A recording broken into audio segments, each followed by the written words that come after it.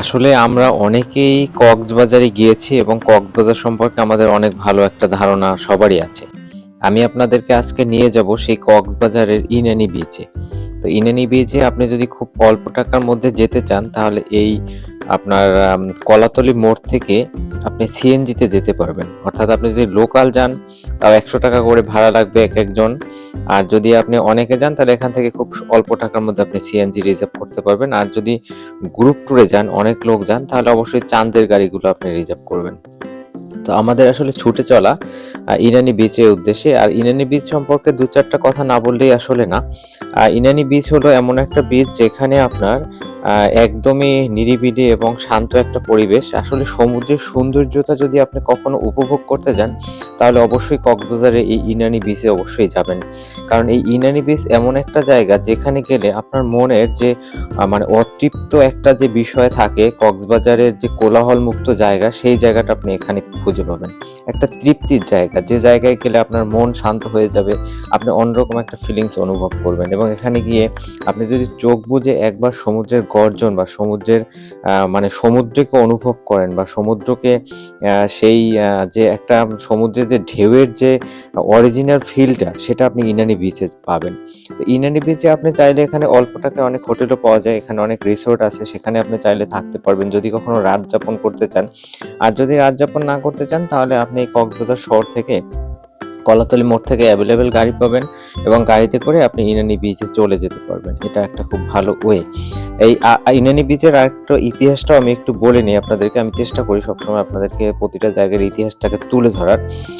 কক্সবাজারের ইনানি বিচটা হলো কক্সবাজার উখিয়া উপজেলায় অবস্থিত এই ইনানি বিচ। এখানে আসলে বিশেষ করে বেশি বিখ্যাত হলো স্বচ্ছ পানি এবং প্রবাল পাথরের জন্য।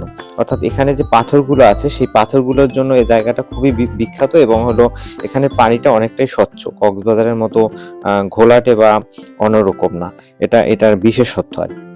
ইনানি বিচ হলো আপনার কক্সবাজার শহর থেকে আপনার ২৭ কিলোমিটার দক্ষিণে অবস্থিত।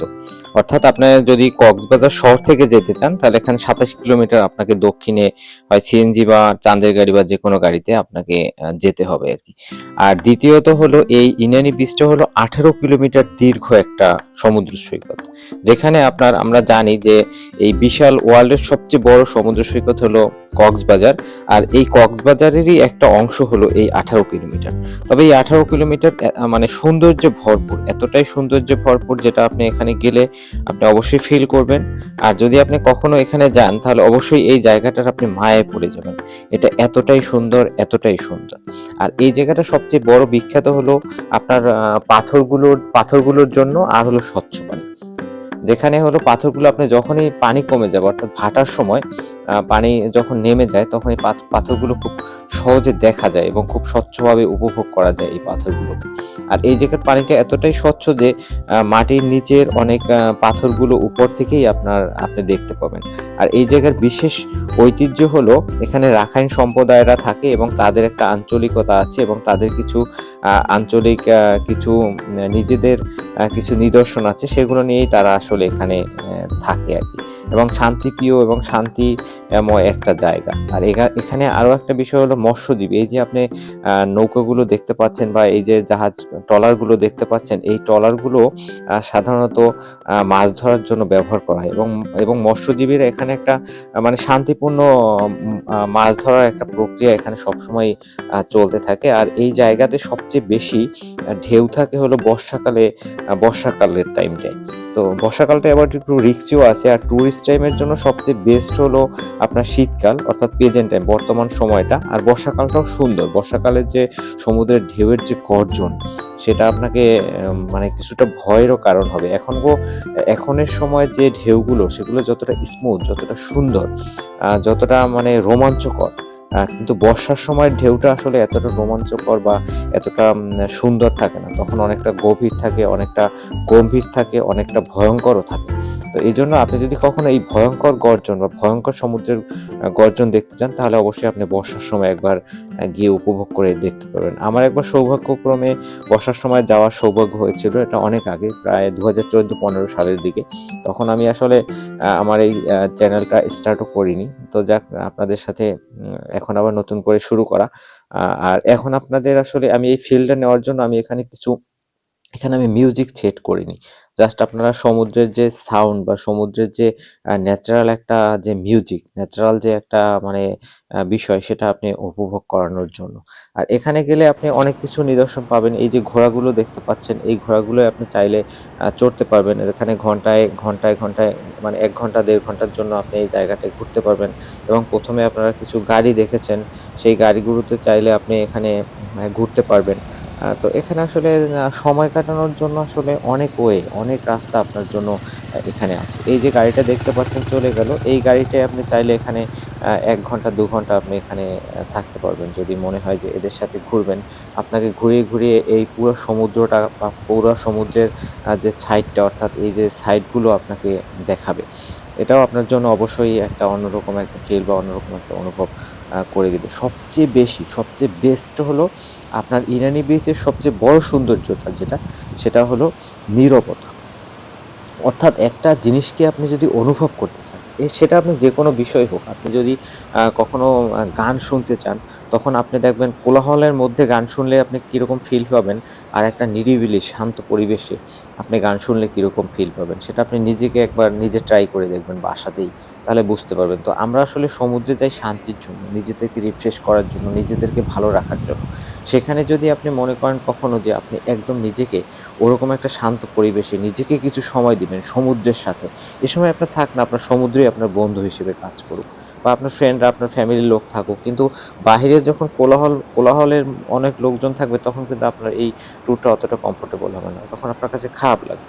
তো এইজন্য আমার কাছে মনে হয় যদি আপনি কখনো কক্সবাজার যান আর যদি ইনানি বিচে না যান, তাহলে এটা আপনার জন্য একটা অসম্পূর্ণতা থেকে যাবে।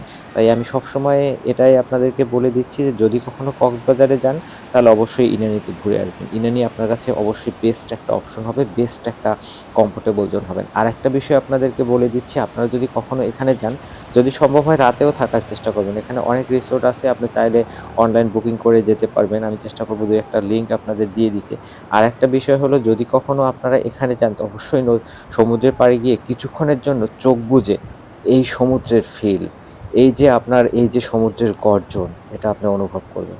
কিছুক্ষণের জন্য হলেও আপনি করবেন। দেখবেন আপনি অন্যরকম একটা প্রশান্তি পাবেন।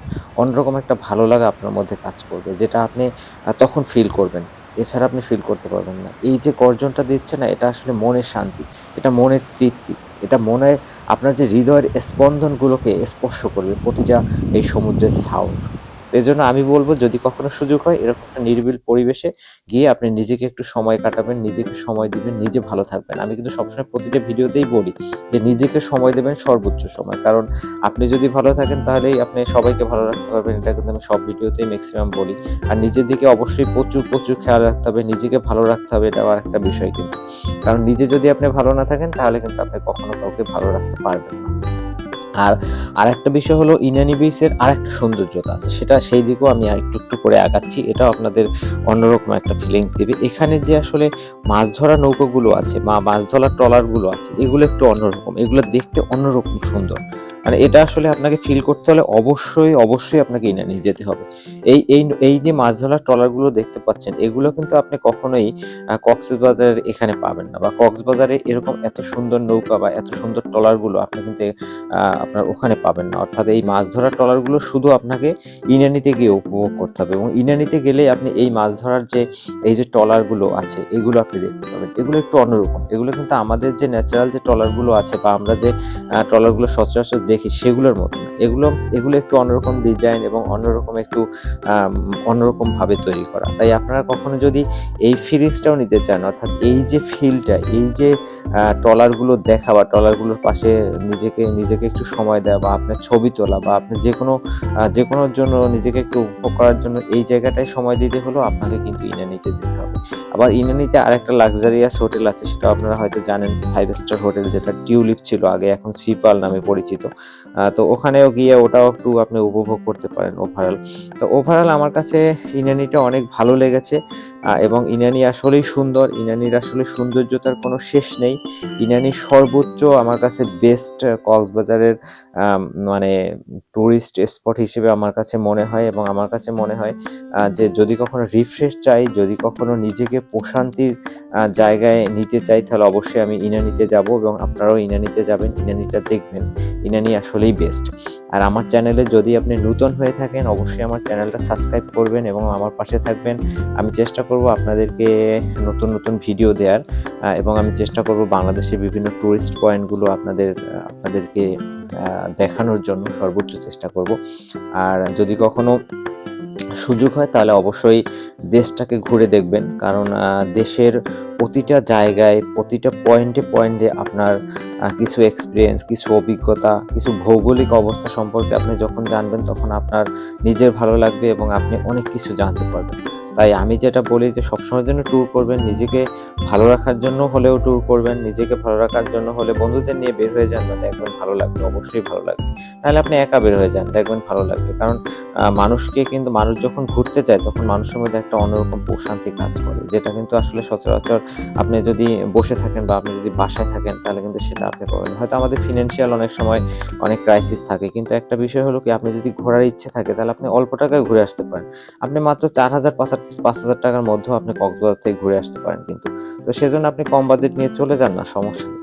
আমার ইনানি থেকে চলে আসার সময়ের এই দৃশ্যটা, এখানে আসলে অনেকগুলো দোকান আছে, এবং এখানে বিভিন্ন রকমের আপনার কিছু ফাস্টফুডগুলো এখানে পাওয়া যায়, এবং এখানে পুলিশের একটা টুরিস্টও থাকে। আপনি যদি কখনো কোনো বিপদে পড়েন, তখন তারা আপনাকে হেল্প করার জন্য কিছু টুরিস্ট পুলিশও এখানে থাকে। এটা আমি রাস্তায় বসে আসলে এই ভিডিওটা করেছিলাম। তো আমি ওখান থেকে চলে আসতেছি এরপরে।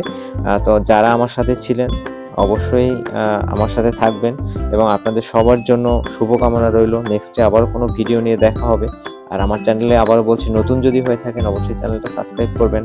আবার নতুন একটা ভিডিও নিয়ে আপনাদের সাথে কোনো না কোনো ওয়েতে দেখা হবে। আর সে পর্যন্ত সবাই ভালো থাকবেন, নিজের দিকে সর্বোচ্চ খেয়াল রাখবেন, নিজেকে সময় দিবেন, নিজের হ্যাপিনেসটাকে গুরুত্ব দেবেন। নিজের হ্যাপিনেসই কিন্তু নিজের জীবন, সেটা সবসময় মনে রাখবেন। ভালো থাকবেন, যে যেখানে যে অবস্থায় থাকেন, সবসময়ের জন্য ভালো থাকবেন।